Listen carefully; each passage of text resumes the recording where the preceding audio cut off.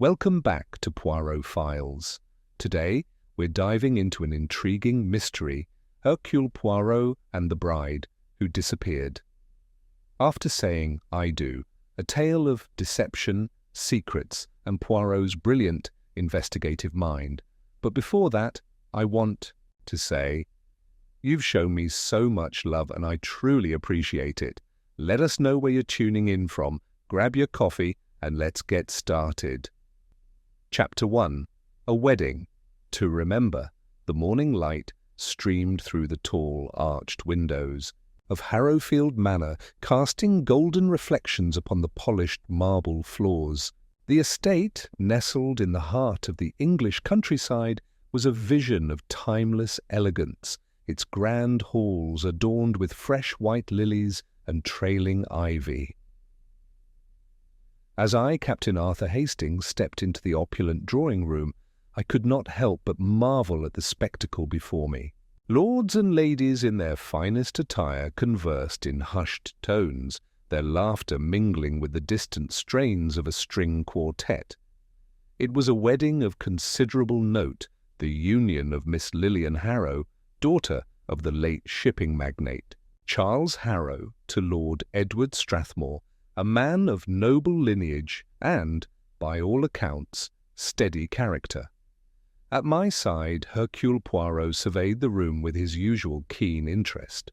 His moustache, meticulously groomed, twitched ever so slightly as he observed the assembled guests. "A most interesting affair, mon ami," he murmured, straightening the lapels of his impeccable grey suit. "Indeed, Poirot," I agreed. "It is not every day one is invited to such a grand occasion." "No, but such occasions, I find, often contain more than meets the eye." He cast a sharp glance at a group of gentlemen deep in conversation by the fireplace. "Tell me, Hastings, what do you observe?" I followed his gaze. "A few members of the nobility, I'd wager. That stout fellow is Lord Blackwood, known for his love of horse racing." "The younger man with the monocle, Viscount Redmayne, I believe." Poirot nodded approvingly. "Bon. And yet, see there, the man who stands slightly apart." I turned and noticed a thin, pale man, his evening suit slightly ill-fitting, his hands clasped behind his back as he studied the room. There was something vaguely out of place about him, though I could not immediately say what. "An acquaintance of the family, perhaps?" I ventured. Poirot smiled faintly. "Perhaps." Before I could question him further, a ripple of movement swept through the room. The guests turned toward the grand staircase as Lilian Harrow, radiant in lace and silk, descended arm in arm with her new husband. She was a striking woman, tall, with dark, expressive eyes and a playful smile that spoke of a spirit not easily tamed. Edward Strathmore, in contrast, was the picture of English reserve, his expression one of quiet pride as he guided his bride through the gathering. The reception proceeded with all the expected pleasantries. Speeches were made, glasses were raised, and laughter echoed through the manor. The bride was a vision of happiness, her laughter bright as she danced with her new husband beneath the shimmering chandelier. Poirot observed it all, his eyes never idle. As the evening waned, the couple prepared to depart for their honeymoon. Lilian, ever the lively spirit, excused herself for a moment, laughing as she promised to return in mere minutes. But minutes passed, then more. The mood in the room shifted from light amusement to puzzled murmurs. Guests exchanged glances, and Lord Edward checked his pocket watch. "Ladies and gentlemen," he said with a slight chuckle, "it appears my wife enjoys making an entrance, and it seems an exit as well." A few guests chuckled, though the laughter was uneasy. Poirot's brows drew together. "Come, Hastings," he murmured, moving toward the hallway. We reached the dressing-room where Lilian had last been seen. The door was ajar. Inside, the scent. Of roses lingered, but there was no sign of the bride, only the ghostly sight of her wedding dress draped across a chaise lounge, the veil pulled on the floor as though hastily discarded. I felt a chill creep up my spine. Good heavens, Poirot, where could she have gone? He picked up the veil, examining it with the utmost care. His expression was unreadable. "A bride does not vanish into thin air, mon ami," he said, his voice quiet but firm. "There is a crime afoot." Chapter 2. The Vanishing Bride. The room was silent but for the faint rustling of the lace-trimmed curtains as a cool night breeze crept in through the open window. The wedding dress, so recently worn with such joy, lay discarded, on the chaise lounge, a ghostly reminder of its missing owner. Lord Edward Strathmore stood in the doorway, his face ashen. This is madness," he muttered. "She was here only moments ago." Poirot, ever composed, cast his sharp gaze over the scene. He moved carefully about the room, his patent leather shoes clicking against the parquet floor, as he observed, each detail with deliberate scrutiny. I glanced at Edward. "My dear fellow, did Lilian seem at all unsettled before she left?" He hesitated, only for a fraction of a second, but Poirot noticed. "Not unsettled? No," he said at last. "Lilian was in fine spirits all evening." He paused, his hands clenching at his sides. "But you must understand, she had a rather whimsical nature." "Whimsical, mon cher Lord Strathmore?" Poirot echoed, lifting a dark eyebrow. Tina exhaled sharply. "She had a habit of mischief, games. She delighted in shocking people. When we were first engaged, she vanished for 2 days, only to turn up at a masquerade ball in Paris, laughing as though it were all a grand jest." I frowned. "But surely she wouldn't abandon her own wedding night in such a manner?" Edward's jaw tightened, but before he could reply, a commotion arose in the hallway. Lady Harrow, the bride's mother, entered the room in a rustle of silk and a cloying scent of lavender. Her face, usually so carefully composed, was stark with alarm. "Edward, what is this nonsense?" she demanded. "Where is Lilian?" Edward rubbed a hand over his face. We don't know." Lady Harrow swayed for a moment, her fingers tightening on the pearl choker at her throat. "She would not do this," she whispered. "Not this time." Poirot's gaze flickered toward her. "Ah, madam, this is not the first time your daughter has disappeared unexpectedly." She hesitated, as though regretting her words. "Lilian was spirited," she said finally, "but she would never run away on her wedding night." A low murmur from the doorway drew our attention. The servants had gathered, whispering in uneasy voices. "It's the Harrow curse," one of the footmen muttered. "Curse?" I repeated, stepping forward. Poirot remained still, watching the exchange with quiet intensity. An older maid, her lined face grave, stepped forward. "Begging your pardon, sir," she said. But misfortune has long followed the Harrow women. Lilian's grandmother, Eleanor Harrow, vanished on the eve of her engagement. They found her, body weeks later, floating in the river. Lady Harrow drew a sharp breath. "Superstitious nonsense!" she snapped. "This has nothing to do with—" Poirot held up a hand.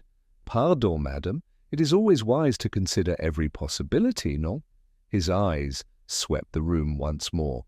Then with great care he bent and plucked something from the floor, a single strand of hair. He held it up to the light. It was long, dark, and unmistakably different from Lilian's golden curls.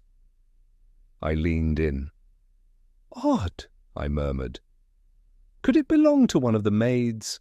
Poirot twirled the strand between his fingers, deep in thought. Then, with a satisfied nod, he slipped it into a small envelope. "The puzzle takes shape," he murmured. "But, mon ami, we must tread carefully. A bride does not simply vanish. Someone has made her disappear." Chapter 3. The Guests and Their Secret. The hour had grown late, and yet no one at Harrowfield Manor retired to bed. The disappearance of Lilian Harrow, so sudden and inexplicable, had cast a pall over what had been an evening of grandeur and celebration. The great hall, which had moments ago been filled with laughter and the clinking of champagne glasses, now buzzed with murmured speculations and wary glances. Servants moved uneasily through the corridors, and the guests gathered in small clusters, whispering theories in hushed tones. Poirot, standing at the centre of the grand drawing-room, was the picture of composed authority. His hands rested lightly. Behind his back, his gaze sweeping over the assembled guests like a schoolmaster surveying his pupils. I knew that behind those sharp grey eyes the little grey cells were already at work. "It is imperative, mes amis, that we establish a timeline," he said, his voice crisp. "From the moment the bride was last seen to the moment her absence was noticed. Precision is of the utmost importance." Lord Strathmore, still pale but visibly composing himself, cleared his throat. "She left the reception at approximately 10:15. She told me she needed but a moment." His fingers tightened at his sides. "She never returned. And—" "Was there anything in her manner to suggest distress?" Poirot asked. Edward hesitated, his gaze flickering downward. "She was smiling, laughing even, but I sensed something beneath it, a nervousness." He exhaled sharply. "I should have pressed her about it, but I thought it was simply nerves." Poirot gave a small nod, but his gaze remained fixed on Edward. "And before the wedding, mon cher? Did she confide any worries?" Edward's jaw tightened. He hesitated for a long moment, and then, as though making a decision, he spoke. "Yes," he admitted. "Lilian was afraid." A hush fell over the room. I saw Lady Harrow stiffen, her face unreadable. "Afraid of what, Lord Strathmore?" Poirot asked gently. Edward shook his head. That she wouldn't say, only that she had a feeling, an overwhelming dread that something terrible would happen. Poirot studied him a moment longer, then turned his attention to the guests. "Now, mesdames et messieurs, I must ask each of you where you were between 10 and past." A ripple of unease spread through the room. People exchanged glances, their expressions wary. Poirot's method was relentless, and already the air was thick with tension. A woman stepped forward, draped in deep burgundy satin, her dark eyes flashing. I recognized her instantly. Madeleine Durand, the famous French actress. She had been seated near us at dinner, laughing gaily and drinking far more than was advisable. "Monsieur Poirot, you suspect one of us?" she asked, a delicate brow arching. Poirot Smiled faintly. "I suspect nothing, madam. I merely gather the facts." She exhaled, shaking her head. "Very well. At 10 o'clock I was speaking with Lord Redmayne in the library. The Viscount, a thin, angular man with a prominent nose and a perpetual air of boredom, inclined his head. "That is correct. Miss Durand and I were discussing—" He hesitated. "Well, she was discussing her latest performance, and I was attempting to listen." A murmur of laughter flickered through the room, but Poirot remained unmoved. Another guest spoke up, a broad-shouldered man with grizzled hair, Mr. Howard Lytton, a friend of the Harrow family, known for his frequent travels to Egypt. I was "On the terrace, smoking," he said. "Alone." Poirot tilted his head. "Did you see anyone?" Lytton frowned. Now that you mention it, yes, there was someone in the gardens, a figure moving near the hedge maze. Lady Eleanor, Lillian's stepmother, let out a small gasp. Dressed in severe black, she had remained silent until now, watching the proceedings with an expression of tightly controlled emotion. "I saw it too," she said quietly. "A hooded figure." Just after Lillian left the hall. Poirot's eyes gleamed. "You are certain, madam?" Lady Eleanor nodded. "I thought nothing of it at the time. Perhaps a servant—" Poirot lifted a hand. "No, madam."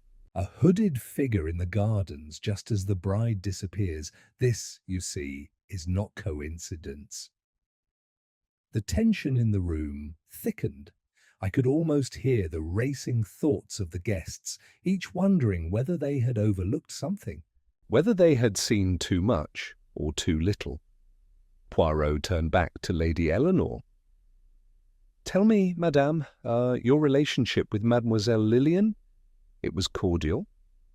Lady Eleanor's lips pressed together. "We were not close. Lillian was—" Young, impulsive, she did not always approve of me. "And yet you were the one to notice the figure outside," Poirot murmured. A flicker of something passed over Lady Eleanor's face. Fear, perhaps, or indignation. "You think I had something to do with this?" she said coldly. Poirot shook his head. I think, madame, that you know more than you realize. She exhaled sharply, but said no more. Poirot turned back to Lord Strathmore. A final question, mon cher. Did Mademoiselle Lillian have any former admirers? Edward's expression darkened. "There was one. Gerald Mason. He and Lillian were once engaged." I glanced at Poirot sharply. That was news to me. Poirot's gaze sharpened. "And where is this Monsieur Mason now?" Edward hesitated. "I don't know. He left England some time ago, but—" His voice dropped. "He wrote to her 3 days before the wedding." A heavy silence fell. Poirot's eyes gleamed with satisfaction. "You still have this letter?" Edward nodded stiffly. "Yes, it's in my study." Poirot gave a small, satisfied nod. "Then, mon ami, let us begin there." Chapter 4. A mysterious letter. The house had settled into a tense, watchful silence. Though the guests had been dismissed to their rooms, none seemed willing to sleep. Whispers drifted through the hallways, shadows flickered under lamplight, and the air in Harrowfield Manor felt thick with unanswered questions. Lord Strathmore led us to his study, a dark, richly panelled room lined with shelves of old leather-bound books and a mahogany desk that bore the weight of years of serious deliberations. He moved with stiffness, his usual aristocratic composure betrayed by the tightness of his jaw and the way his hands trembled slightly as he unlocked a drawer. "The letter arrived 3 days ago," he said, retrieving a single sheet of paper, folded neatly in half. "Lillian said little about it. She appeared troubled but dismissed my concerns. I should have pressed her." Poirot took the letter with delicate care, his fingertips brushing lightly over the surface before he unfolded it. I leaned in beside him, my curiosity piqued. The handwriting was elegant but forceful, each stroke deliberate, almost urgent. "Do not marry him. It is not safe. If you value your life, leave before it is too late." There was no signature. "Mon Dieu," Poirot murmured. His fingers traced the inked lines as if feeling for some hidden meaning. A warning, and yet unsigned. A person who fears to reveal themselves, but one who cares for Mademoiselle Lillian's well-being. Edward exhaled sharply. "Who would send such a thing, and why?" "That is what we must determine, mon cher." Poirot turned the letter over, examining the back. "And see, there is no postal mark," meaning it was delivered by hand. Edward's brows furrowed. "By someone inside the house? Or someone who had access to it," Poirot corrected. We were silent for a moment, absorbing this new twist in the mystery. Poirot then folded the letter carefully and slipped it into his pocket. "Now, Hastings, let us take a detour to Mademoiselle Lillian's room. There is much to be learned there." We ascended the grand staircase, our footsteps echoing through the dimly lit corridors. The house felt different now, as if the very walls held their breath. Inside Lillian's bedroom, everything remained as it had been earlier that evening, her vanity table, adorned with fine silver brushes, a half-burned candle flickering on the bedside table. A faint scent of lilacs lingered in the air. Poirot moved with measured intent, his gaze scanning every surface, every detail. He opened the wardrobe, examining its contents, then moved to the small writing desk by the window. A stack of correspondence lay neatly arranged, a few invitations, a bank statement, but no letters resembling the one we had just seen. He picked up a fountain pen, turning it in his fingers. "The ink," he murmured, "still fresh." I watched as he carefully opened a drawer revealing a bundle of old letters tied with a satin ribbon. "Love letters?" I guessed. "Perhaps." Poirot untied the ribbon, sifting through the pages. "Ah, these are from Gerald Mason." Edward tensed at the name. "They were engaged once," he admitted. "Years ago, but Lillian ended it." Poirot nodded. And yet he wrote to her still. He set the letters aside and continued his search. Then, as he opened the final drawer, his hand stilled. Inside, nestled among the papers, was another letter, one that bore an uncanny resemblance to the warning found in Edward's study. Poirot lifted it carefully. The same hurried script, the same urgent warning, but this one was torn, as if Lillian had crumpled it in frustration. "Two warnings," Poirot murmured, and yet she said nothing. Before I could respond, there was a knock at the door. A uniformed officer, the local constable, entered, his hat in hand. He was a stocky fellow with a thick moustache and the air of a man who had already formed an opinion and saw no need for further inquiry. "Good evening, gentlemen," he said gruffly. "I've been informed of the situation." He sniffed, glancing around the room. "To my mind, there's little mystery here. The young lady's eloped." "Eloped?" I repeated, incredulous. The constable nodded sagely. "A young woman about to be married to one man, but perhaps in love with another. These things happen. Run off in the dead of night, ashamed to face her family." Poirot merely smiled, that small, knowing smile of his. "And yet, mon cher." "Officer, there are inconsistencies in your theory." "Oh?" Poirot gestured to the dressing-room. "Would a bride who planned to elope leave her wedding dress abandoned in such a way? Would she leave behind her jewellery, her luggage, everything she possessed?" "And tell me, monsieur, have you ever known a woman to run away voluntarily with neither a coat nor a hat?" The constable opened his mouth, hesitated, then cleared his throat. "Well, perhaps she left in a hurry." "Non," Poirot said smoothly. This was not an elopement. Something else happened here. The constable grumbled but said no more. Poirot turned his attention to the staircase as we exited the room, his gaze sweeping along the polished wood. And then he stopped. He bent down, plucking something from the floor. A small, luminous pearl glistening under the dim lighting. I frowned. "A pearl?" Poirot held it up. "Oui, mon ami, And not just any pearl, but one that belongs to a... Missing necklace. Edward inhaled sharply. Lillian's necklace. She wore it tonight.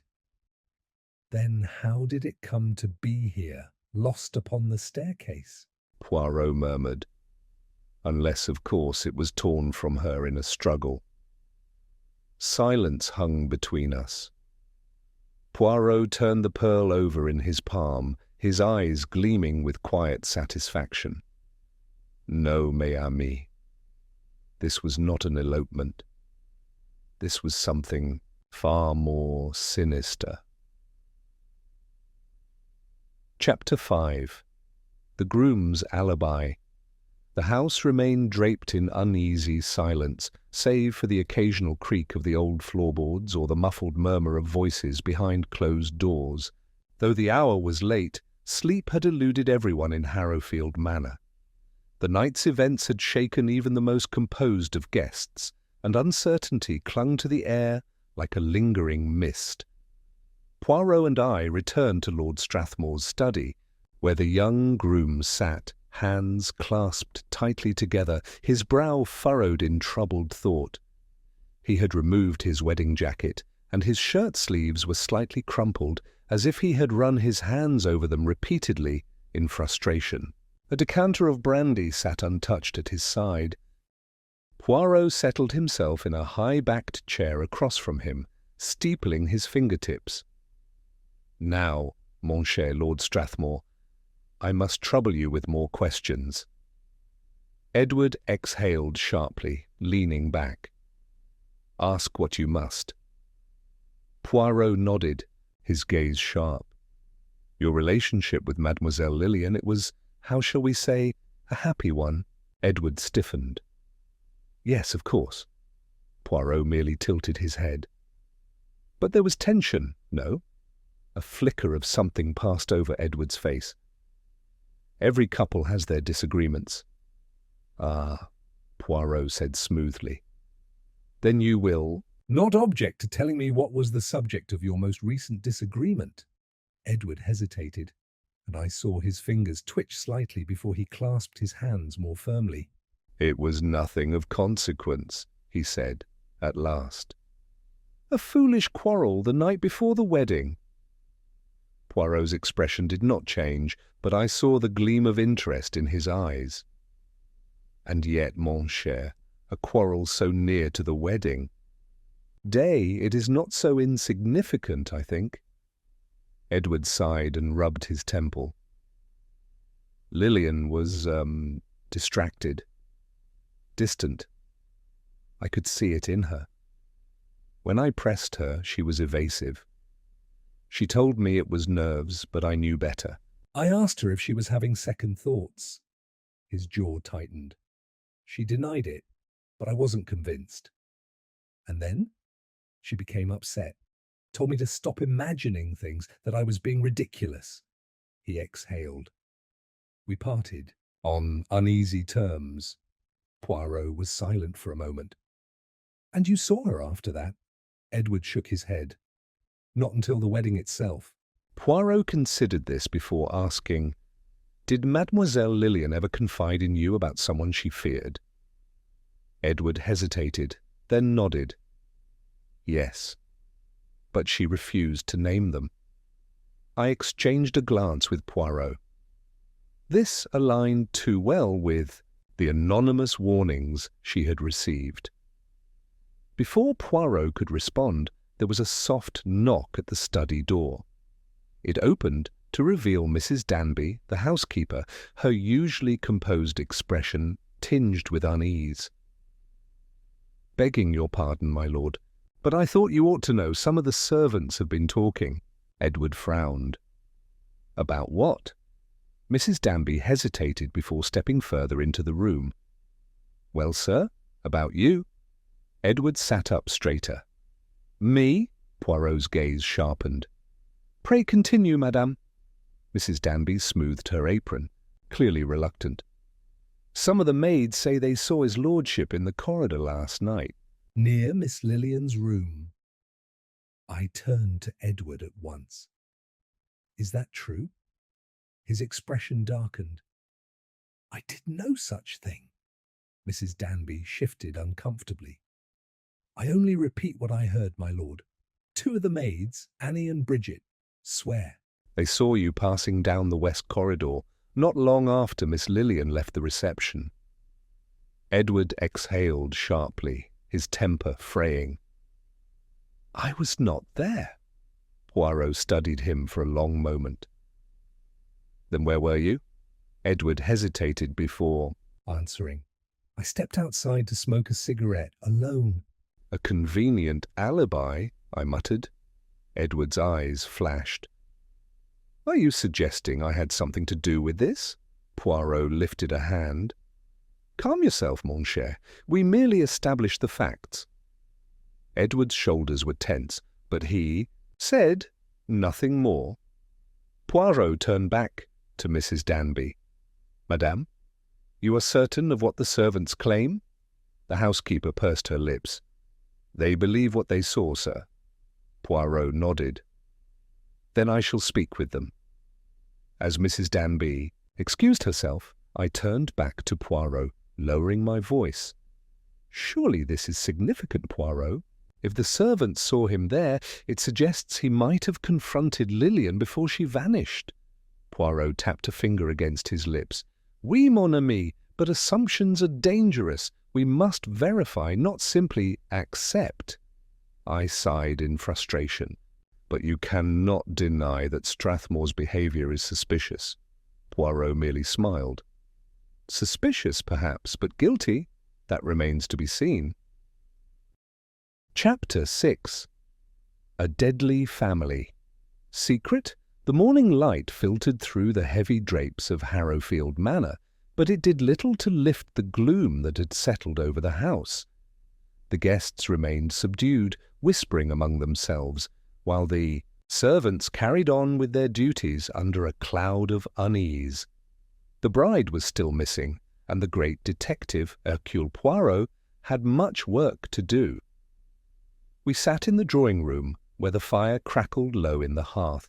Poirot, ever meticulous, adjusted the lapels of his jacket before leaning forward, his sharp eyes fixed upon Lady Eleanor Harrow, Lillian's stepmother. She was an imposing woman, elegantly dressed in deep blue, her dark hair streaked with silver. A woman accustomed to control, yet, this morning, she was not quite herself. Her hands, though graceful, trembled ever so slightly as she lifted her teacup. A woman nervous, not with grief, but with something else. Mademoiselle Lillian's disappearance. It has unsettled you greatly, madame, Poirot observed. Lady Eleanor's lips pressed into a thin line. It is a tragedy, she said carefully. One can only hope she will be found soon. Poirot tilted his head slightly. Perhaps. But tell me, madam, do you believe she vanished of her own accord? She hesitated, just for a fraction of a second, before setting her cup down with a quiet clink. I do not know what to believe, Monsieur Poirot. Her voice was steady, but Poirot's gaze did not waver. You knew her well, yes? As well as anyone, she answered, her tone clipped. I married her father when she was only a girl. She was headstrong, impulsive. A woman of strong passions, then? She was emotional, Lady Eleanor admitted, particularly regarding matters of family. Poirot leaned back, steepling. His fingertips. Ah, yes, family. It is an interesting thing, is it not? A bond that can bring great joy or great suffering. Lady Eleanor's eyes flickered toward the fire. What are you implying, Monsieur Poirot? Merely an observation, madame. Poirot's voice was light, almost careless. You see, I have heard whispers. Whispers of an old feud between the Harrow and Strathmore families. A bitter history that some have not forgotten. Lady Eleanor stiffened. That is nonsense, is it? Poirot's tone was mild. Then you will not mind if I ask what became of the letter?" The silence that followed was palpable. For the first time, Lady Eleanor's composure faltered. A flicker of something fear, perhaps, crossed her face, but it was gone in an instant, replaced by cool indifference. "What Letter? The one said to be written by your late husband, Madame," Poirot said smoothly.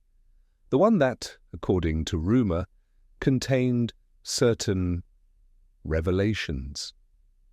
Her fingers tightened against the fabric of her gown. "That is nothing but an old tale. My husband wrote no such letter." Poirot smiled. "And yet, people believe otherwise. People believe many foolish things." He studied her for a long moment, then nodded. "Perhaps. But tell me, madam, what was your relationship with your stepdaughter?" Lady Eleanor's gaze turned cold. "I did my duty by Lillian." A careful choice of words, Poirot murmured. She lifted her chin. "She was not my daughter." A silence stretched between them. I shifted uncomfortably, watching as Lady Eleanor turned her attention back to the fire, as though dismissing Poirot's questions entirely. Before Poirot could press further, the door swung open and a nervous-looking maid entered. "Begging your pardon, my lady," she said, wringing her hands, "but Mr. Gerald Mason is here." Edward Strathmore, who had been standing near the window, turned sharply. "Gerald Mason?" "The same," the maid said. "He says he must speak with you at once, my lord." Edward glanced toward Poirot, then back at the maid. "Send him in." Moments later, a man strode into the room. He was tall, with dark hair, and a confident air about him, but there was something restless in his eyes. He looked around the room, his gaze lingering on Edward before he finally spoke. "I received a letter," he said, his voice tight. "From Lillian." Poirot's eyebrows lifted. "Indeed?" Gerald nodded. "It arrived this morning. She wrote it before the wedding." He pulled a folded sheet of paper from his coat pocket and handed it to Poirot. Poirot unfolded it carefully, his eyes scanning the words. "Gerald, I need to speak with you. There is something I must tell you before it is too late. I fear I have made a terrible mistake. Please meet me in the gardens before the wedding. I will explain everything then." There was no signature, but the handwriting was unmistakably Lillian's. Poirot handed the letter to me, and I read it with growing unease. "You went to the gardens?" Poirot asked. Gerald's jaw tightened. "I did, but she never came." Poirot was silent for a long moment. Then, very softly, he said, "It seems, mon ami, that Mademoiselle Lillian was keeping more secrets than we realized." Chapter 7. A witness speaks. The heavy rain that had fallen in the early hours of the morning had left the gardens damp, the earth softened just enough to betray the hurried steps of those who had walked its paths. Harrowfield Manor, despite its grandeur, seemed more shadowed than ever under the overcast sky. The disappearance of Lillian Harrow had turned its halls into a place of whispers, speculation, and, if Poirot's sharp gaze was any indication, secrets that were steadily beginning to unravel.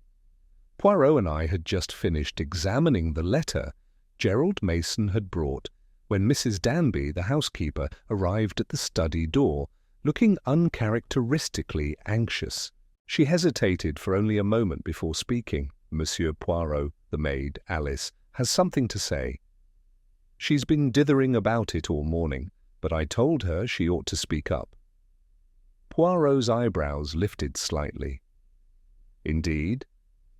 Then let us not keep Mademoiselle Alice waiting." Mrs. Danby stepped aside, and a young maid entered, wringing her hands in her apron. She was a nervous thing with red hair tucked under her cap and eyes that darted toward the door as if she longed to flee. Poirot, ever the master of putting people at ease, smiled at her kindly. "Come, Mademoiselle Alice, there is nothing to fear." "You have seen something, yes?" Alice hesitated, her fingers twisting in the fabric of her apron. "Yes, sir."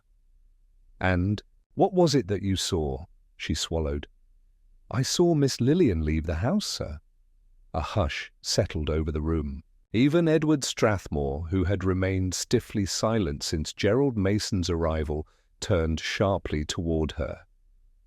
Poirot's expression did not change, but I could see the way his fingers pressed together, the way his little grey cells were stirring. "Tell Me everything, mademoiselle." Alice nodded, inhaling deeply as if to steady herself.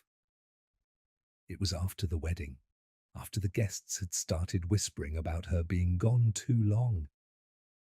I was near the servants' staircase when I saw her. Poirot leaned forward slightly. "And she was alone?" Alice shook her head. "No, sir, she wasn't." Edward took a step forward. "Who was with her?" Alice's gaze flickered toward him before returning to Poirot. "I don't know, sir. It was a man, but I didn't see his face." Poirot's voice was gentle but insistent. "Describe what you did see, mademoiselle." Alice nodded rapidly. "He was tall, taller than Miss Lillian, and he wore a dark coat, heavy-like. Could have been black or navy, I can't say for certain. They were walking toward the side gate." "The side gate?" I echoed. Alice bobbed her head. "Aye, sir, the one that leads toward the old path by the woods." Edward looked stricken. "You're saying she left willingly?" Alice hesitated. I think so, my lord. They weren't struggling, nor did she call for help. It was as though she was going with him of her own choice." A silence fell, each of us processing the implications of her words. Poirot, however, did not look surprised. He merely nodded thoughtfully. "Merci, Mademoiselle Alice. You have been most helpful." Alice dipped a quick curtsy and practically fled from the room. Edward ran a hand through his hair. "She left of her own free will?" He turned to Poirot. "What does that mean?" Poirot only lifted a hand. "Patience, my dear Lord Strathmore. We must now verify what we have been told." Without another word, he rose and strode toward the door. I followed, hurrying to keep pace. "Where are we going, Poirot?" He did not slow. "To the side gate, Hastings. It is time to see what the ground will tell us." The rain had made the grass damp, and the scent of earth and foliage filled the air as we reached the old wrought-iron gate at the far end of the property. It had clearly not been used in some time. Ivy had begun to creep around its edges, and the hinges let out a groan when Poirot pushed it open. But it was the ground just beyond the gate that drew his attention. He dropped to a crouch, studying the soil carefully. I leaned over his shoulder. "What do you see, Poirot?" He pointed. "Footprints, mon ami." And indeed there they were, faint but visible, leading away from the gate and toward the wooded path beyond.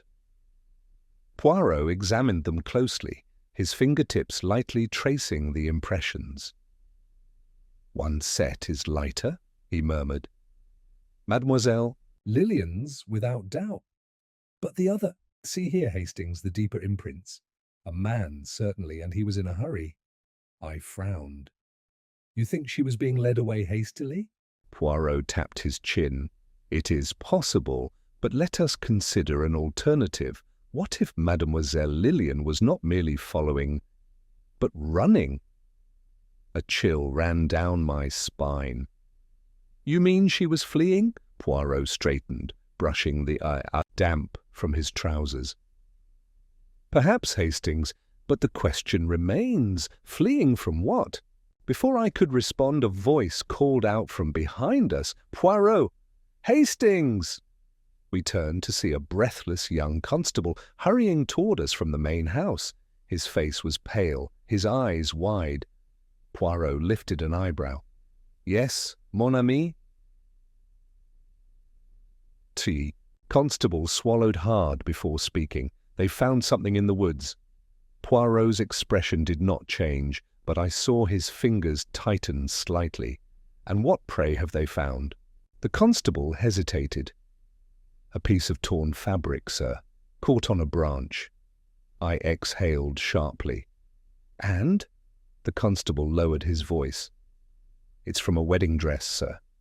Poirot exchanged a glance with me before murmuring, "Alors, Hastings, the game. It is truly afoot." Chapter 8. The False Bride.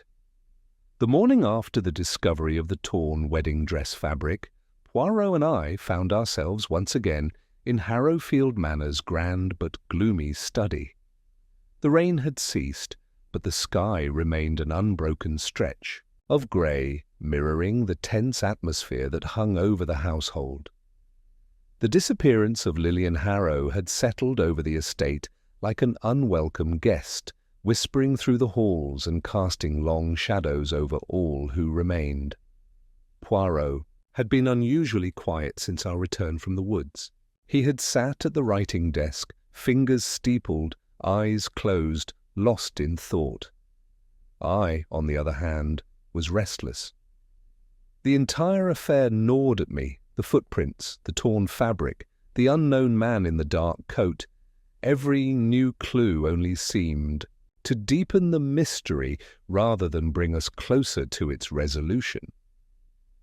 I was about to speak when a sharp knock at the door interrupted my thoughts. Gerald Mason entered, his expression grave. "Monsieur Poirot, I've just received word from Scotland Yard." He hesitated. "There has been a sighting." I sat up straighter. "A sighting? You mean Lilian?" Mason nodded. "A woman matching her description was seen in London late last night. She was wearing a wedding dress." For the first time in hours, Poirot's eyes snapped open. He studied Mason closely. "Where in London?"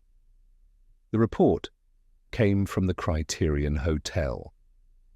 The night manager swears he saw a young woman in a bridal gown enter the establishment accompanied by a man.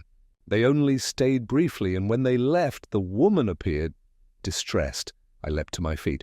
"Poirot, this could be it. If she was seen in London, she may be trying to contact someone. We must go at once." But Poirot remained seated, unmoved by my enthusiasm. Instead, he regarded Mason with an unreadable expression. "Tell me, mon ami, was the gentleman with her described?" Mason hesitated. "The manager couldn't get a clear look. He only said the man was well dressed and that they left in a motor car." Poirot sighed softly and turned to me. "You are eager to pursue, Hastings, but before we rush to London there is something I must examine first." I frowned. What on earth could be more important than following this lead? He rose, dusted a speck of lint from his sleeve, and gestured toward the staircase. "Come, my friend, we must pay a visit to Mademoiselle Lilian's luggage." I groaned, but followed him upstairs, Mason trailing behind us. Lilian's room had remained largely untouched since her disappearance. Her trunks stood neatly at the foot of the bed, waiting for an owner who had not returned. Poirot moved toward them with purpose, carefully unlatching the lid of the largest trunk. He rifled through the contents with delicate precision, removing a folded silk shawl, a silver hairbrush, and a small jewelry case before finally pausing at a slip of paper tucked beneath a lace handkerchief. With a flick of his fingers, he retrieved it and held it up to the light. "Ah," he murmured, "what have we here?" I moved closer, reading the words scrawled upon it. "Do not trust him." The note was unsigned. A cold feeling settled over me. Who wrote this? Poirot studied it for a long moment before carefully placing it in his pocket. That, Hastings, is a most important question. Mason frowned. But who is him referring to? Poirot's eyes flickered toward the doorway, as if considering an answer, but instead he simply said, "It is yet too soon to say. I was about to protest when another knock sounded at the door. A young constable stepped inside, his expression uncertain. "Begging your pardon, sir, but we've just had word from London again." Mason turned sharply. "And?" The constable hesitated. "The woman in the wedding dress, she wasn't Miss—" "Lillian, sir." There was a beat of stunned silence. Mason's brow furrowed. "What?" The constable swallowed. "It was another woman." "Someone deliberately dressed like the bride." A strange tension filled the room. I turned to Poirot. "A red herring!" Poirot inclined his head. "But of course, Hastings. A deliberate distraction designed to send us in the wrong direction." Olsen looked troubled. "But why? If Lillian was taken, why stage a false sighting?" Poirot's gaze was unreadable. "Ah, mon cher monsieur, because someone wishes us to believe Lillian is alive and moving freely when, in truth, she may not be." A shiver ran down my spine. Poirot exhaled and smoothed a hand over his moustache. "This false bride, it tells us something very important," I swallowed. "And what is that?" He turned toward the window, gazing out at the mist-covered grounds, that someone has gone to great lengths to keep us from finding the real bride. Chapter 9.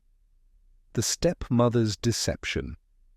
The drawing-room at Harrowfield Manor was dimly lit when Poirot and I entered.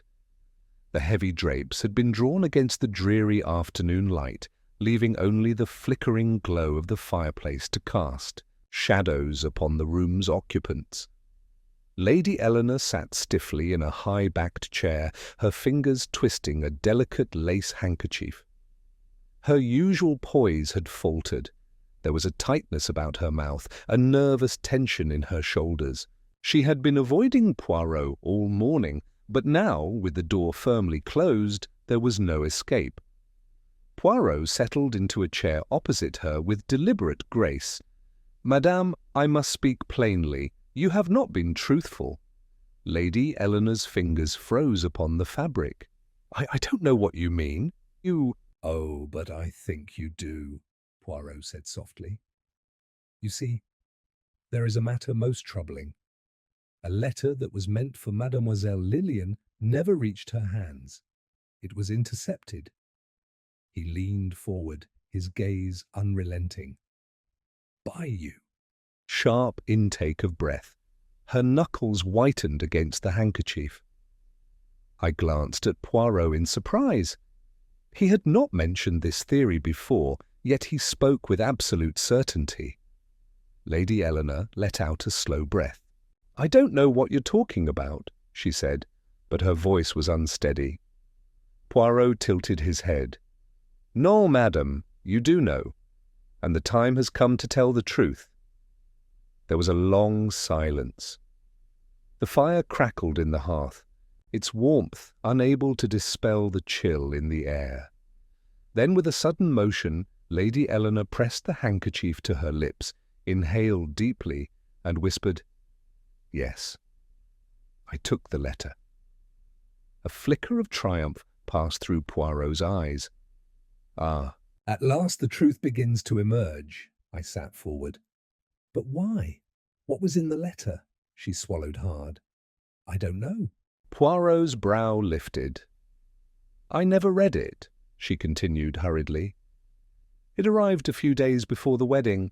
I recognized the handwriting immediately." "And whose handwriting was it, madame?" Poirot asked gently.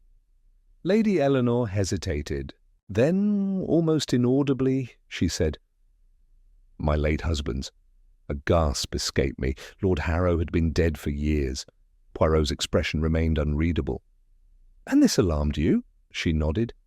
I didn't understand it. It was unmistakably "His writing, but how could that be?" "I feared it was some cruel trick." Poirot tapped his fingers together. So instead of delivering the letter, you kept it hidden? She nodded again. I thought if Lillian saw it, she would be distraught. The wedding was so close. I only Wanted to protect her. Poirot studied her carefully. And where is this letter now? A pained expression crossed her face. I burned it. There was a beat of silence. I groaned inwardly. A vital clue destroyed. Poirot, however, remained unperturbed. And yet you sent a warning note to Mademoiselle Lillian. Lady Eleanor's lips trembled. Yes. I had a terrible feeling something was wrong. That letter, whether real or forged, felt like an omen. I wanted her to be cautious, but she never mentioned receiving my note. Poirot sat back, his expression thoughtful. Ah, madame, you have been most foolish. Tears welled in her eyes. I only wanted to protect her. Poirot's gaze sharpened. Did you fear for her safety, madame? Or did you fear what that letter might reveal? A single tear slipped down Lady Eleanor's cheek. She did not answer, felt a chill. What secret had Lord Harrow's letter carried? And was it connected to Lillian's disappearance? Poirot, however, was not finished. There is another matter, madame. His voice was softer now, almost coaxing. The pearl necklace. Her head jerked up. What about it? Poirot's dark eyes gleamed. It has reappeared. In your possession. A stunned silence filled the room. Lady Eleanor's mouth opened, then closed. Her hands clutched at her dress. That's impossible, she whispered. Poirot reached into his pocket and withdrew a delicate object, a single pearl. I believe, madame, that this belongs to you. Her fingers trembled as she took the pearl. For a moment, she merely stared at it. Then in a voice so low I could barely hear, she said, Where did you find this? Poirot's expression remained inscrutable. That, madame, is not the question. The question is, how did your missing necklace come to be in your possession once more? Her hands balled into fists. I don't know. A heavy silence. Poirot rose. Ah, madam, I think you know far more than you admit. He smoothed his moustache. And soon we shall know it too. Lady Eleanor said nothing. As we left the room, I turned to Poirot. What do you make of it? Poirot's lips pressed together. She is hiding something, mon ami, and I do not think it is merely an intercepted letter. I frowned. You believe she knows what happened to Lillian? Poirot's eyes gleamed. I believe, Hastings, that she fears the truth will destroy her. And with that ominous thought, we descended the staircase, leaving Lady Eleanor alone. In the dimly lit room, her fingers still curled around the single pearl. Chapter 10. The Disguise. The late afternoon light filtered through the tall windows of Lillian's bedchamber, casting long shadows across the room. The air held a faint trace of perfume, floral, delicate, but now tainted with the weight of unanswered questions. Poirot stood before the dressing table, his keen eyes studying its ornate carvings, his fingers tracing the edges with a careful, deliberate touch. I watched him with growing impatience. Really, Poirot, what do you expect to find? The room has already been searched thoroughly. He did not answer immediately, merely pressed a fingertip against the carved floral motif along the drawer's edge. Then, with a quiet click, the panel shifted. I stepped forward in surprise. A hidden compartment? Poirot's lips curved in satisfaction as he reached inside and withdrew a small silk pouch. Carefully, he loosened the drawstrings and let the contents spill into his palm.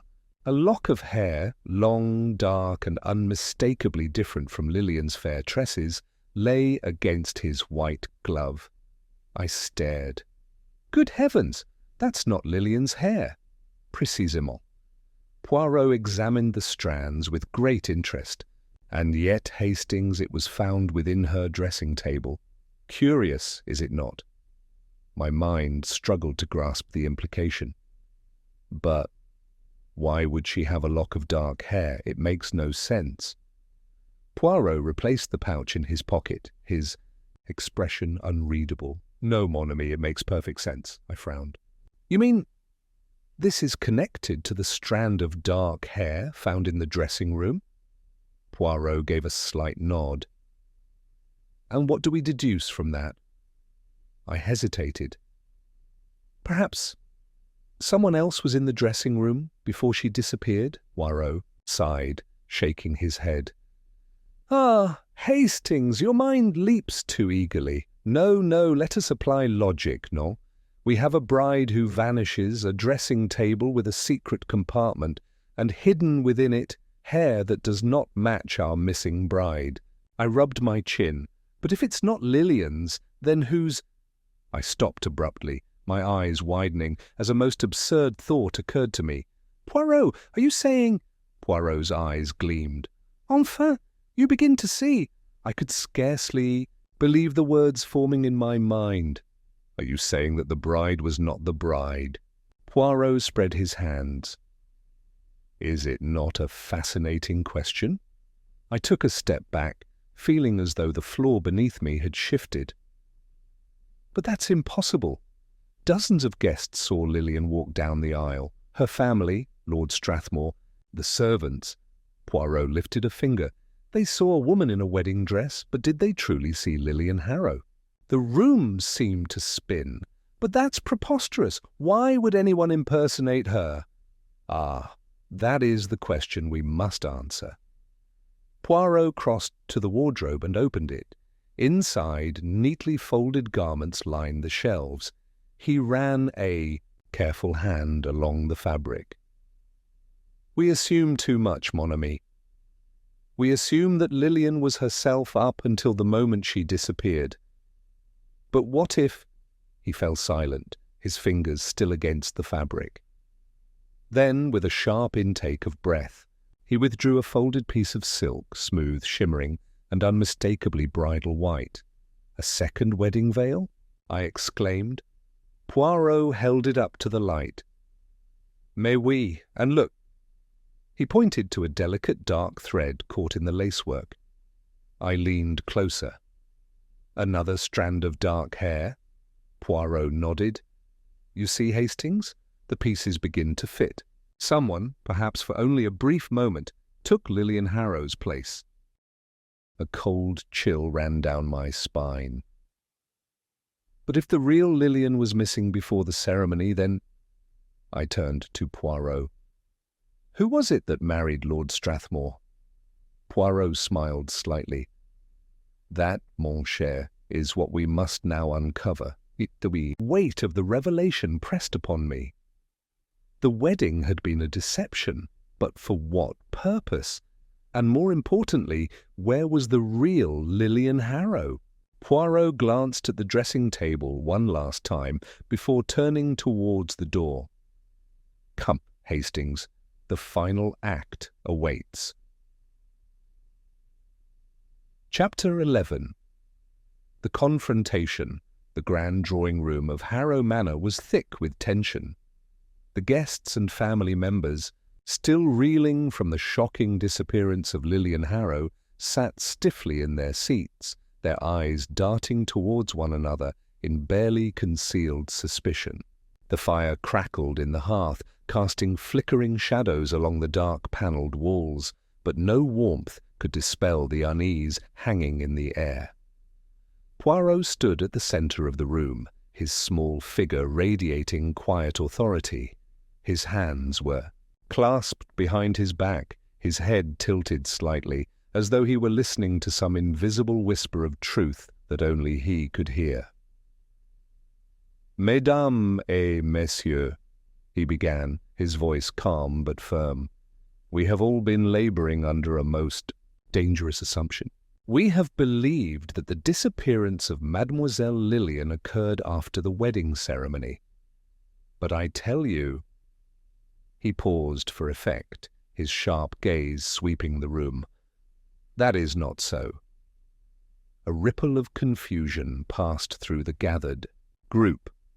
Lord Strathmore, pale and haggard, leaned forward. "Not so," he repeated hoarsely. "But she walked down the aisle. I married her." His voice faltered, his fingers gripping the arm of his chair. "Ah, mon cher Lord Strathmore, that is where we must be most precise. You stood at the altar.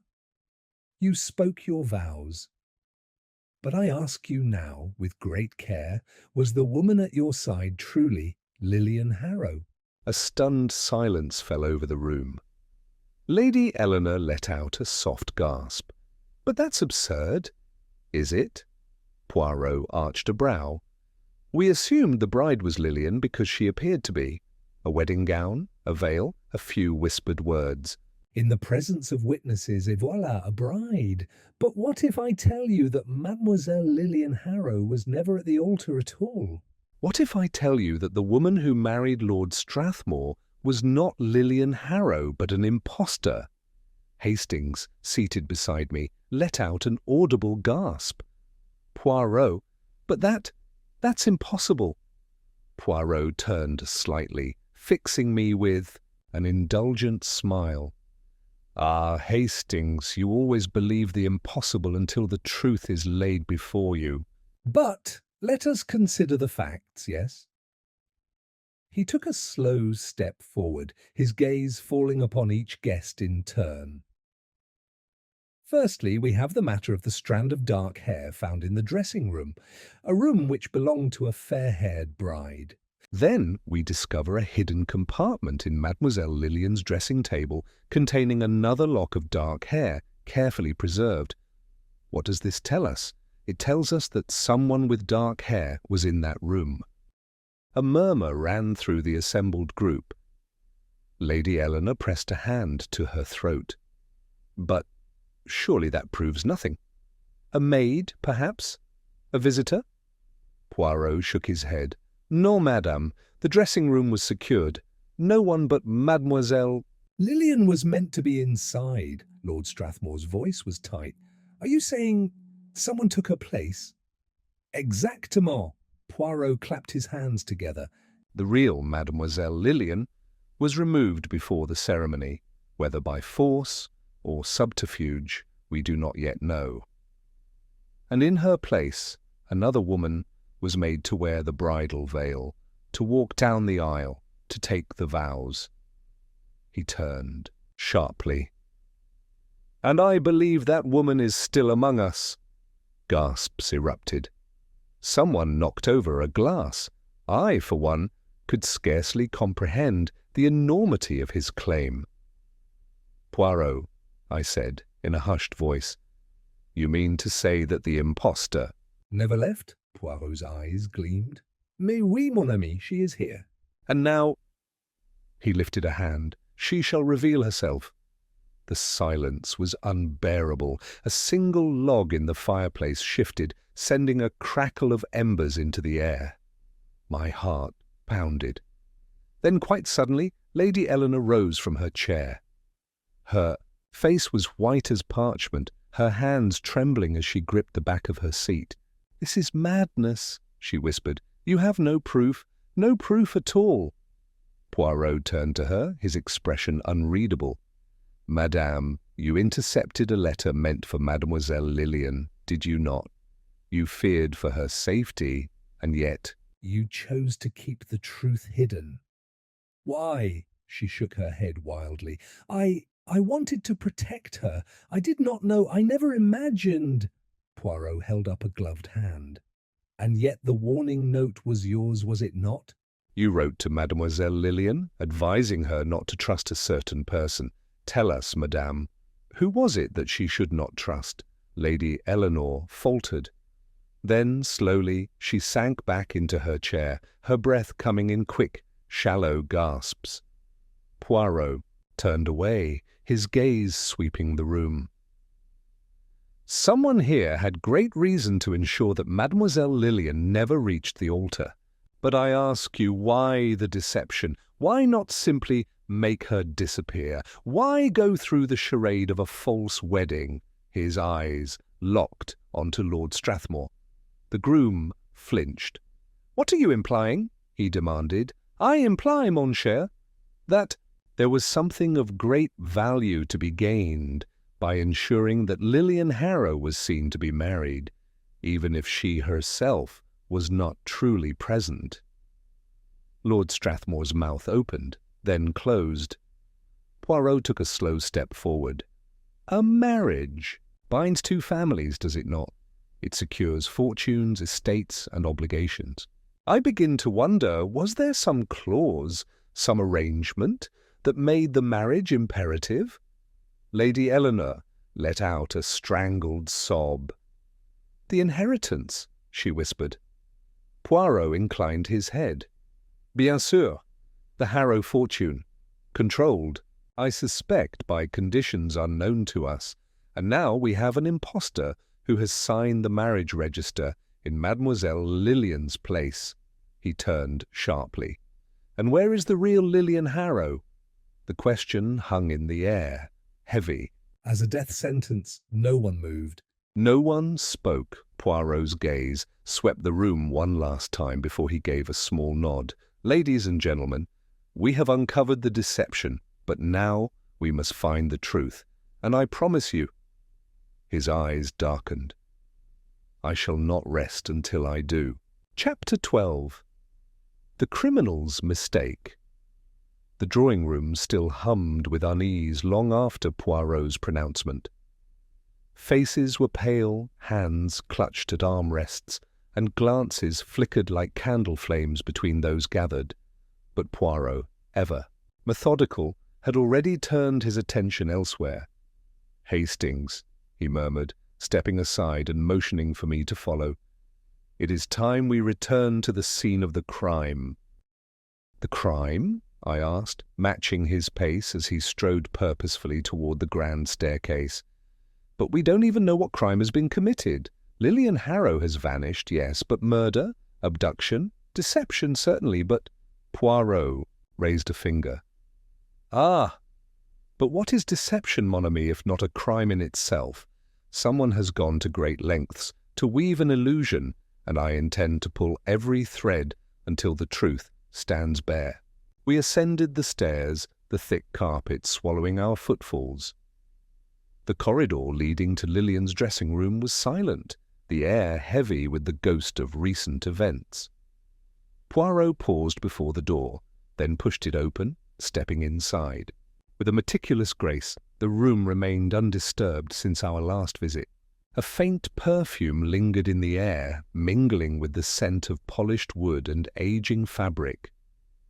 The vanity still bore traces of hurried preparation, a forgotten hairpin, a smudge of powder on the glass. But Poirot's gaze was fixed elsewhere. He moved toward the rug near the window, kneeling with unexpected ease and running his fingers lightly over its surface. "Regardez, Hastings," he murmured. "Do you see?" I crouched beside him, frowning as I followed his line of sight. First, I saw nothing. Then, as I shifted, the light caught a subtle irregularity, a small tear in the otherwise impeccable weave of the carpet. It was no more than an inch long, but the fibres were pulled unnaturally, as if by force. Poirot nodded to himself. "A struggle," he murmured. "Or an accident." I felt my pulse quicken. "Do you think Lillian was taken by force?" Poirot did not answer immediately. Instead, he withdrew a small envelope from his pocket, pinched a speck of dust from the frayed edge of the tear, and carefully tucked it away. Then, leaning closer, he inhaled slightly. His moustache twitched. His eyes darkened. "Chloroform," he announced. A chill ran through me. "Chloroform?" Poirot rose to his feet. Mais oui, a faint trace, but unmistakable. Someone was rendered unconscious here, and I suspect it was none other than Mademoiselle Lillian. I struggled to piece the implications together.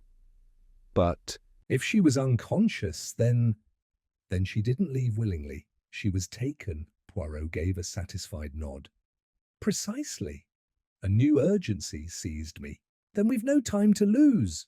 we must tell the authorities. Patience, Hastings.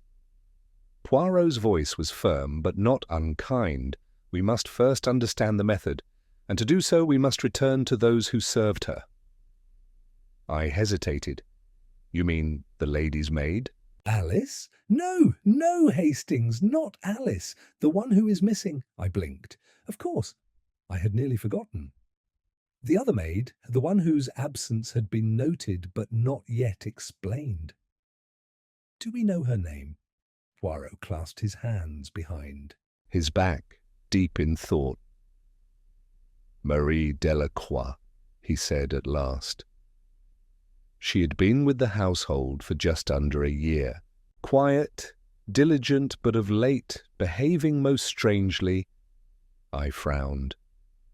Who told you that? The servants. Poirot gave me a pointed look. They notice everything, Hastings, though they do not always know what it is they see. A soft knock interrupted us.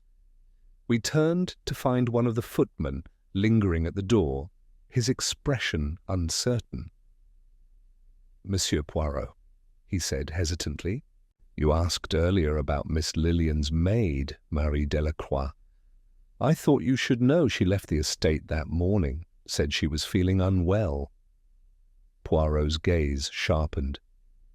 Did she say where she was going? The footman shook his head. No, sir. But I did find something strange in the servants' hall. He stepped forward, holding out a small, folded slip of paper. Poirot took it, unfolded it carefully, and read aloud, "It is too dangerous. I cannot stay. Forgive me." A tense silence followed. Poirot's eyes flicked up, bright with interest. "Where did you find this?" "Tucked into the corner of the hearth, sir." As if it had been dropped in haste. Poirot studied the note again, then handed it to me. The writing was hurried but elegant, the ink slightly smudged at the edges. "It is a woman's hand," I observed. Poirot nodded. "And one that trembled when it wrote this message." He turned to the footman. "Merci, my good friend. You have been most helpful." As the footman departed, I turned to Poirot in mounting excitement. Then Marie knew something. She fled because she was afraid. Oui, Hastings, and that tells us two things. First, she was not working alone. Someone else was involved, someone powerful enough to make her fear for her life. Second, Poirot paused, his expression unreadable. Second, Marie may still be in grave danger.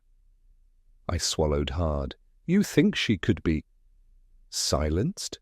Poirot finished, his tone grim. It is possible. A heavy weight settled in my chest. Then we must find her. Poirot adjusted his cuffs. Indeed, and I believe we shall. But first, we must uncover one final piece of the puzzle. I raised an eyebrow. What's that? Poirot's eyes gleamed. Why go to such lengths to replace Mademoiselle Lillian? What secret did she hold that was worth such deception? My friend, the criminal has made a mistake, and once I have found it— He gave a small, satisfied smile. The whole facade shall crumble. The fire crackled in the hearth, throwing flickering shadows along the walls. Somewhere in the house a door creaked on its hinges. The mystery was tightening around us, and yet I could not shake the sensation that we were still only at the edge of a much darker truth. Poirot folded the note carefully and slipped it into his pocket. Come, Hastings. The next move is ours. Chapter 13. The Trap. The house was unusually quiet that evening. A tense hush had settled over Harrow Hall, as if its very walls held their breath in anticipation. Poirot had ensured that news of his supposed discovery spread swiftly through the household, an artful deception designed to lure the guilty from their hiding place. "Mon ami," he murmured to me as we took our positions outside Lillian's dressing room. This is the moment when the mouse ventures forth, believing the cat has stepped away. "But, it is a most clever cat, n'est-ce pas?" I nodded, though my pulse thrummed with excitement. We had dimmed the lights in the corridor and waited in the shadows, our presence masked by the heavy velvet drapery near the staircase. Poirot's plan was simple, yet effective. Make it known that a significant clue had been found in Lillian's room, and then watch for who would come to retrieve or destroy it. The minutes stretched on, each one slow and silent. My nerves were taut, my hand resting near the revolver Poirot had insisted I bring. Then, at last, the faintest sound, a careful, deliberate footstep on the carpet. Poirot placed a hand on my arm, his touch barely perceptible.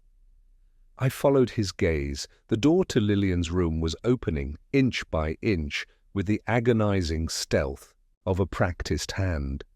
A shadow flitted across the threshold, then a figure slipped inside, moving swiftly in the near darkness.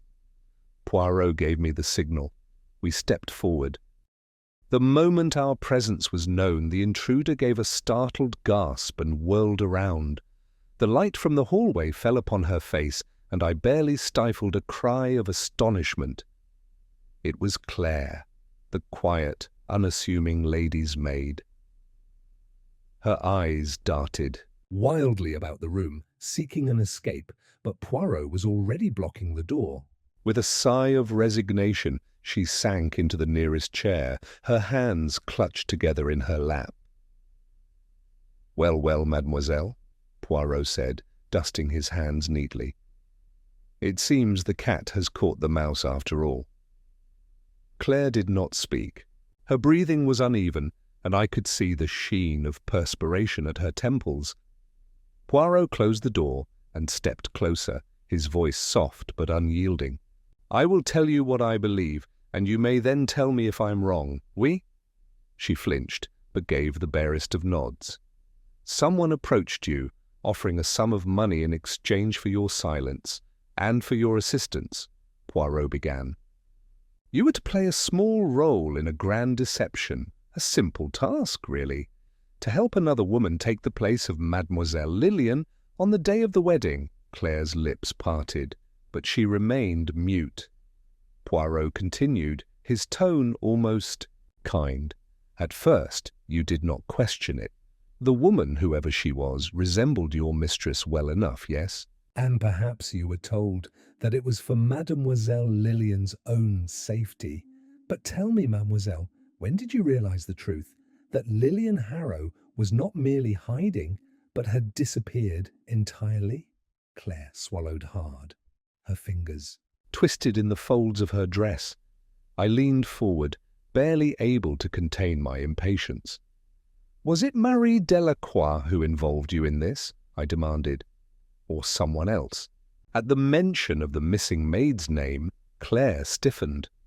For a moment, I thought she would refuse to speak at all.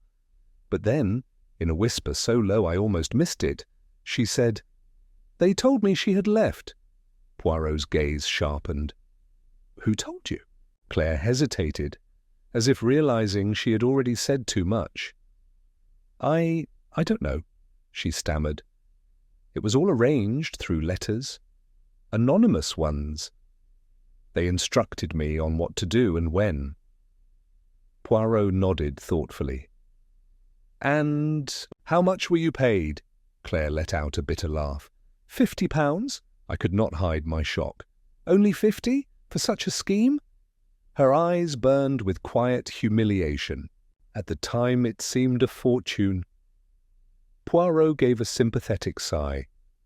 "Ah, mademoiselle, and now you see the cost was much greater than you imagined."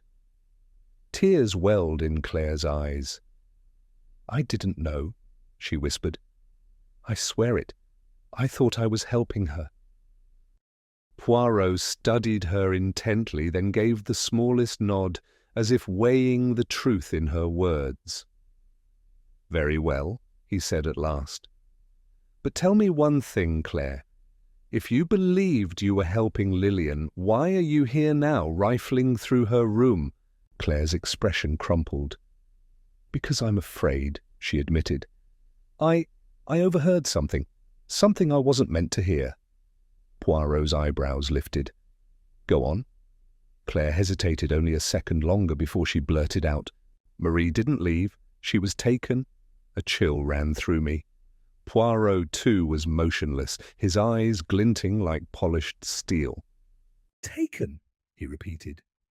Claire gave a shuddering breath. "The night before the wedding, I heard voices near the servants' entrance. One of them was Marie's. She was arguing with someone, a man. She sounded frightened. She said she wouldn't Go through with it. That it was too dangerous." She squeezed her eyes shut, as if trying to block out the memory. "And then I heard a scuffle, a muffled cry, and nothing after that." Poirot inhaled sharply. "You saw nothing?" Claire shook her head. "By the time I got there, the corridor was empty. But the next morning, when I asked where Marie was, they told me she had fallen ill and left." She swallowed. "I didn't believe it then, and I certainly don't believe it now." A silence fell over the room, thick with unspoken fears. Poirot straightened, his face unreadable. Then, with a sudden, sharp precision, he turned on his heel and strode toward the dressing table. He ran his fingers lightly over its surface, then reached down, feeling along the underside. His expression changed. "Ah," he murmured, "so that is how it is." I rushed to his side. "What? What is it?" Poirot withdrew his hand, and in his palm lay a small, delicate key. It gleamed in the candlelight, its surface worn but still whole. Claire gasped. "That?" Poirot regarded her carefully. "You recognize it, mademoiselle?" She nodded, her breath shallow. "It's Marie's. It opens her private trunk." Poirot's lips pressed into a thin line. "Then I think, Hastings," he said quietly, "that we must see what secrets Marie Delacroix left behind." A hush fell over the room. The weight of the revelation pressed heavily upon us. Somewhere within this house, hidden from sight, was the truth, the final piece of a cruel deception, and perhaps, if we were not too late, the key to finding both Marie Delacroix and the missing bride. Poirot turned to Claire, his voice softer now. "You have been misled, mademoiselle, but you may still do the right thing." She nodded wordlessly. Poirot slipped the key into his pocket, then without another word, he strode toward the door. "The game," he murmured, "is nearly at an end." Chapter 14. The real culprit. The silence in Lillian's dressing room was heavy, thick with the weight of what had just been revealed. Claire sat motionless, her face pale as she wrung her hands together. Poirot, ever composed, studied her with that piercing gaze of his, as if he were peeling back the layers of deception one by one. "So," he murmured at last, his voice barely above a whisper, "you were not acting alone, mademoiselle." Claire hesitated, then shook her head, defeated. "No." I leaned forward, my pulse quickening. "Who gave you the orders? Who put this entire scheme in motion?" She swallowed hard before she spoke the name that sent a shiver through me. "Lord Strathmore." A silence followed, thick and suffocating. Poirot's expression did not change, though his eyes gleamed with something sharp and knowing. I, however, was unable to contain my astonishment. "Strathmore!" I burst out. "But why? What motive could he possibly have to—" Poirot held up a hand to silence me. His attention remained fixed on Claire. "Tell me everything, mademoiselle." Leave nothing out." She exhaled shakily. I didn't understand it at first. It started with letters, instructions, money. I was to follow certain orders without question, help someone take Lillian's place. I thought perhaps it was All some strange game. That Miss Lillian had planned it herself, for some reason. Poirot inclined his head slightly. "And when did you realize the truth?" Claire's throat bobbed as she swallowed. "After the wedding, when the impostor—" ran away. Hastings and I exchanged stunned glances. "She fled," I repeated. Claire nodded. She panicked. Something went wrong, something she hadn't anticipated. And when she disappeared, suddenly there was no bride at all. That's when I knew. The real Miss Lillian had never been part of this at all. She had been taken somewhere, hidden. Poirot steepled his fingers. And it was Lord Strathmore who orchestrated it? A slow nod. Yes, the implications of her words settled over us like a suffocating fog. Hastings, his face dark with anger, spoke first. The scoundrel! He must have known about her inheritance. Claire flinched, but nodded. He needed a legal wedding, she murmured. With a signed marriage certificate, he could claim everything that was hers. That's why he arranged for a woman who looked like Lillian to take her place. No one would have questioned it, not until it was too late. I turned to Poirot, my mind racing. But why go to such lengths? Surely a man like Strathmore— Poirot cut me off with a sharp glance. A man like Strathmore, mon cher Hastings, is precisely the kind to go to such lengths. He is wealthy, yes, but not enough. His estates are in debt, his investments unwise. He was in desperate need of funds, he gestured towards Claire, and Mademoiselle Lillian, thanks to her late father, had inherited a considerable fortune. The pieces were beginning to fit together, though I could hardly believe the audacity of it. Poirot, ever methodical, pressed on. "Tell me, Claire, where is she?" Claire's breath caught. I don't know, I swear it, I was never told. Where she was taken. I only know that she was drugged before the wedding. That was Marie's job. My stomach turned. And now Marie is missing. A flicker of something, perhaps guilt, crossed Claire's face. Yes, Poirot's gaze did not waver. And the impostor? Who was she? Claire hesitated, but in the end she shook her head. I never learned her name. She was brought here in secret, days before the wedding. She was trained to move like Lillian, to speak like her, but I only ever saw her in shadows, in hurried moments. She let out a bitter laugh. She looked like her. Enough that no one would have noticed the difference, until it was too late. Poirot tapped his fingers lightly against his chin. And yet she fled. Claire nodded, her lips pressing together. She must have realized that something was amiss, that she was being used just as I was. Maybe she feared what would happen once Strathmore had what he wanted. Poirot let out a contemplative hum. Ah, how very curious. A scheme so carefully constructed, and yet the human element, always so unpredictable, causes its unraveling. Hastings frowned. But Poirot, if Strathmore needed the marriage to be official, why go to all this trouble? Why not simply force Lillian to go through with it herself? Poirot shook his head. No, no, mon ami, that would be too dangerous. A bride forced to marry against her will? That would raise suspicion. The impersonator, however, would sign the documents willingly. And once it was done, he made a small, dismissive gesture with his hand. The real Lillian could be disposed of. A terrible silence fell. Claire clenched her hands. I didn't know that part, she whispered. I never thought. Poirot's voice was gentle but firm.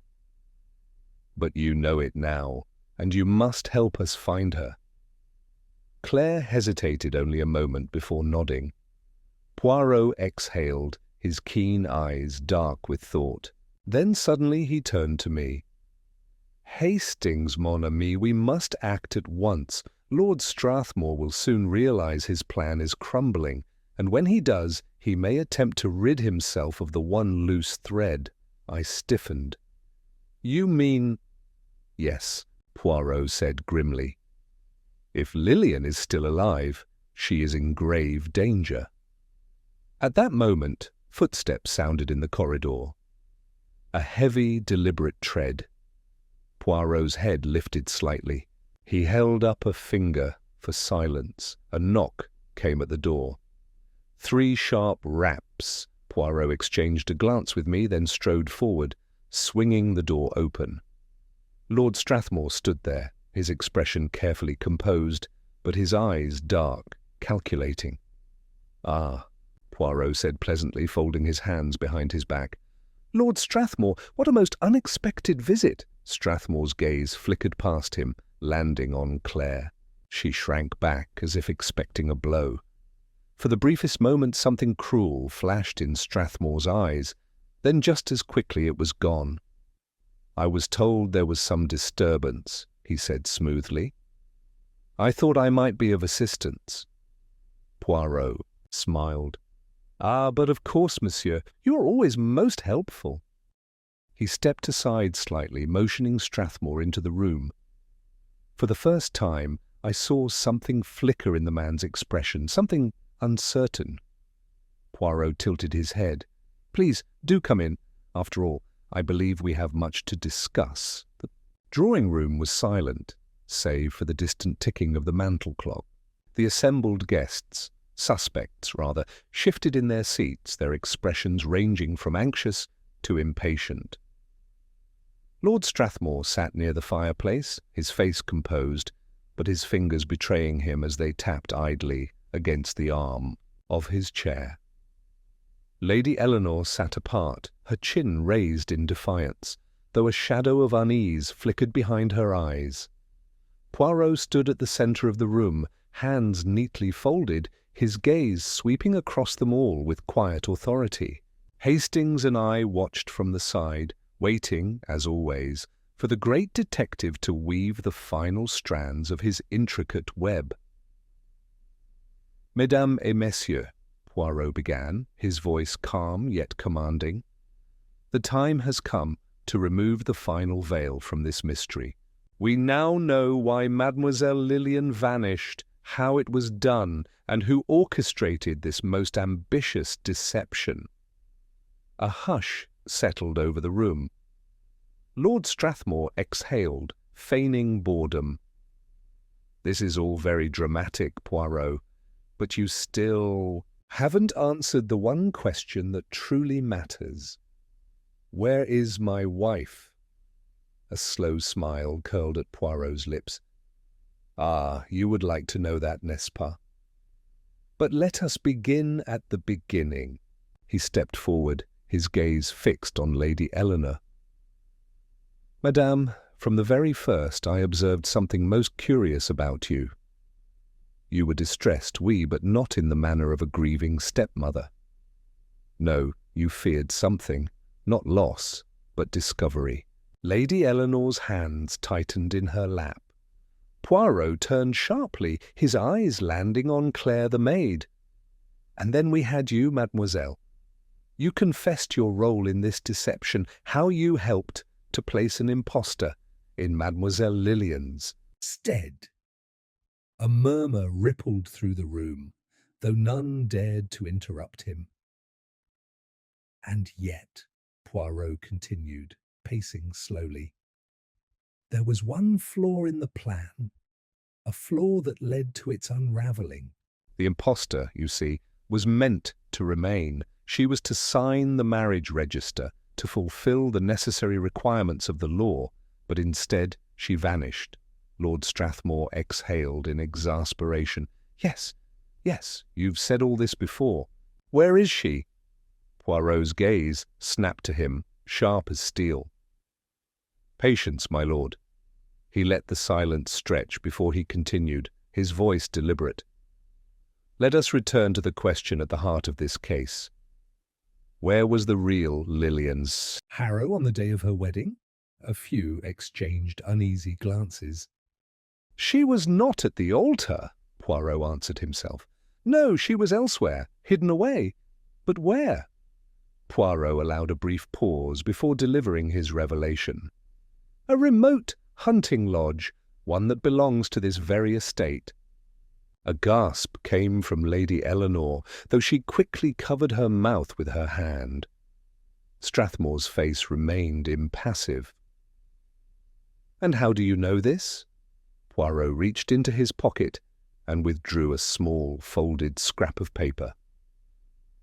Because Lord, I have seen it with my own eyes. Hastings, Inspector Davis, and I paid a visit to the lodge this morning. The room seemed to freeze. She was there? Lady Eleanor breathed. Poirot nodded solemnly. Mademoiselle Lillian was found alive but weak. She had been drugged, kept in a locked room, but by some mercy she was unharmed. He turned to Strathmore. You see, my lord, the plan was quite brilliant, except for one thing. You never expected your impostor to panic. For the first time, something flickered in Strathmore's expression. She was meant to remain, Poirot continued, his voice smooth. She was meant to marry you in every legal sense, after which the real Lillian could be, how shall we say, removed, and then, as her grieving husband, you would inherit her vast fortune. Lady Eleanor gasped. The others stared at Strathmore in horror. Poirot's eyes gleamed. But she ran, and with her gone, the wedding was incomplete. Your plan, my lord, collapsed like a house of cards. A silence followed, thick and suffocating. Then Lady Eleanor, her face pale but resolute, spoke at last. I knew something was wrong. All eyes turned to her. I had my suspicions, she said quietly. I never trusted Strathmore, not with Lillian. And when I overheard part of a conversation between him and Marie, I knew he was up to something. That's why I intercepted the letter meant for Lillian. That's why I sent the warning. Her voice shook, but she lifted her chin. But I was too late. Poirot inclined his head slightly. And yet, madame, you did what you could. You tried to protect her. Lady Eleanor pressed a hand to her mouth, as though trying to suppress a sob. Strathmore let out a dry laugh, though his expression was tight. Very moving, Lady Eleanor, but you have no proof. Poirot raised a brow. Ah, my lord, but I do. He turned to Inspector Davis, who had been standing quietly by the door. The officer reached into his pocket and produced a document. A forged marriage certificate, Poirot announced, taking the paper and unfolding it carefully. One that you, my lord, had prepared in advance. You thought the impersonator would sign, but when she disappeared, you were forced to alter the document to make it appear as though Lillian had married you before vanishing. Strathmore's mask cracked for just a moment. Poirot's voice grew softer, but no less sharp. Alas, there was one fatal mistake, my lord. The signature on this document, it does not match Mademoiselle Lillian's hand. A stunned silence followed. Poirot let the words sink in before he continued, his voice almost playful. A crime, mon ami, is like a wedding cake. Many layers, but always one truth at the center. Strathmore rose abruptly, his chair scraping against the floor. His composure was gone now, his face twisted in rage. "You meddling little—" Inspector Davis stepped forward. "That's quite enough, my lord." Strathmore turned sharply, but the glint of handcuffs was enough to make him hesitate. Poirot stepped forward, looking at him with something almost like pity. "It was greed, n'est-ce pas? Greed that led you to believe you could construct the perfect illusion. But illusions, my lord, cannot last." Strathmore clenched his jaw, but he did not resist as Davis placed the cuffs around his wrists. As the inspector led him away, a strange, heavy quiet filled the room. Poirot turned to Lady Eleanor, his voice gentle.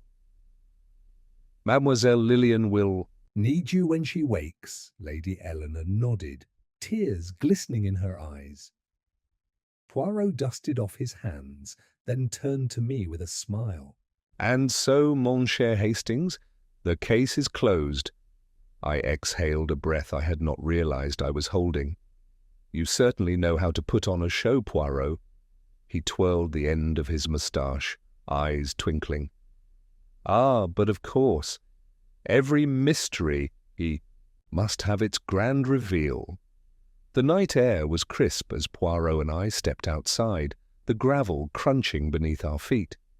The case was closed, Strathmore was in police custody, and the rightful bride was safe. Yet, even as we left the estate, I found myself marvelling at the complexity of it all. The deception, the layers upon layers of trickery. It had been one of Poirot's finest cases. Inside, Lady Eleanor remained at Lillian's bedside. Her cold reserve melted into something softer as she clutched the young woman's hand. Lillian was pale, weak from her ordeal, but her eyes held a quiet strength. "I don't know how to thank you, Monsieur Poirot," she murmured as we took our leave. "I was certain no one would find me." Poirot inclined his head. "Mademoiselle, there is always a way to the truth. One must only listen to what the facts whisper." She smiled faintly, her fingers tightening around the blanket. "I heard them whispering in the dark, you know," she said softly. "The men who took me. They weren't meant to harm me, only to keep me quiet until it was over. But when she ran, when the false bride disappeared, they didn't know what to do with me. They were waiting for orders that never came." I shuddered at the thought. "You were lucky," I said. "Yes," she agreed. "And I owe that luck to you, Monsieur Poirot." Poirot waved a hand modestly. "No, no, mademoiselle, I merely followed the little grey cells where they led." As we stepped out into the night, I turned to Poirot. "So that's the end of it, then?" He gave me an amused glance. "Ah, mon ami, you are always so eager for the final page of the book. But justice, Hastings, does not close with mere arrests and signatures. There will be trials, testimonies. The law, she must take her course." I sighed. "Well, I, for one, am ready for a quiet evening." Poirot chuckled. "And so you shall have one, Hastings. Come, let us return to London." We took the evening train, the rhythmic clatter of the rails lulling us into a comfortable silence. Poirot, as was his custom, busied himself with straightening an already pristine pocket square. I, on the other hand, was lost in thought. "What are you thinking, mon ami?" Poirot asked after some time, his voice rich with amusement. I exhaled. It was a rather brilliant plan, you know, if it had worked. The perfect crime, nearly. "Ah, but you see, Hastings, there is no such thing as the perfect crime." Poirot wagged a finger. "A man may plan, he may be clever, he may anticipate. Ah, but always there is a detail, a flaw, a moment where he overlooks what he should not. I leaned back in my seat. "And Strathmore's floor?" Poirot smiled. His impatience. He waited but a little longer. Had he not rushed to forge the certificate? Had he not sent his foolish maid to retrieve that which he believed lost? Then perhaps he might have succeeded. I shook my head. And what of Lady Eleanor? Do you believe she truly meant to protect Lilian? Poirot gave a small shrug. Hastings, the human heart is a most curious thing. A stepmother, yes, but one who was also a guardian. She may not have loved the girl, but she had no desire to see her harmed. And in the end, even she could not remain silent. I watched the countryside slip by outside the window, dark fields illuminated by the moon's glow. I wonder what will happen. To Lilian now? Poirot smiled gently. She will recover, Hastings. She will be free to live the life she chooses, not one dictated by greed. The train continued on, and as the lights of London drew near, I found myself relaxing at last. Another case solved. Another truth uncovered. Poirot, as if sensing my thoughts, patted my arm. "Ah, mon ami, the little grey cells, they never fail," I laughed. "No, Poirot, they never do." And with that we rode on into the night, content in the knowledge that justice had, once again, been served.